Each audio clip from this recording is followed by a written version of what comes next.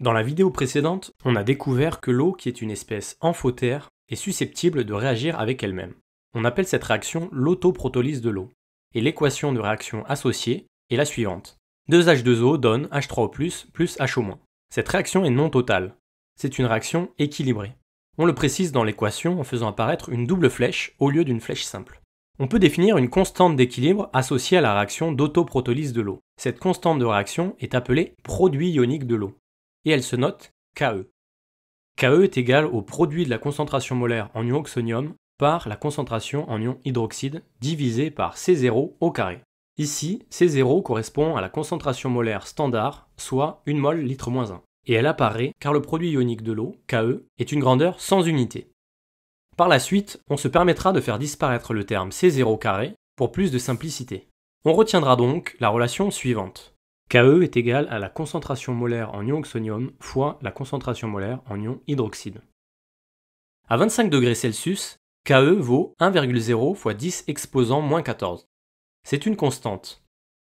Et la valeur de Ke est la même quelle que soit la solution aqueuse considérée si sa température est de 25 degrés Celsius.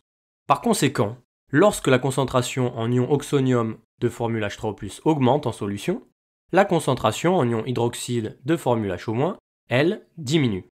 On a donc plus d'ion oxonium que d'ion hydroxyde dans une solution dont le pH est inférieur à 7, autrement dit une solution acide.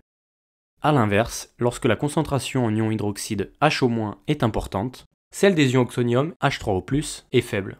Dans une solution basique, il y a plus d'ion hydroxyde que d'ion oxonium. Il est aussi possible, grâce à la constante d'équilibre Ke, de déterminer la concentration molaire en ion hydroxyde, lorsqu'on connaît celle en ion oxonium, et inversement. Pour vérifier que vous avez compris, vous allez essayer de calculer la concentration molaire en ion hydroxyde présent dans la solution, dont le pH est de 8,1. Dans un premier temps, on remplace la concentration en ion oxonium par 10 exposant moins pH, et on isole la concentration en ion hydroxyde. On a donc concentration en HO- est égale à Ke divisé par 10 exposant moins pH. Il vous suffit maintenant de réaliser l'application numérique à vos calculettes. Vous pouvez écrire votre résultat en commentaire pour vérifier que votre réponse était correcte. N'hésitez pas à vous abonner si vous ne voulez rien rater. À bientôt!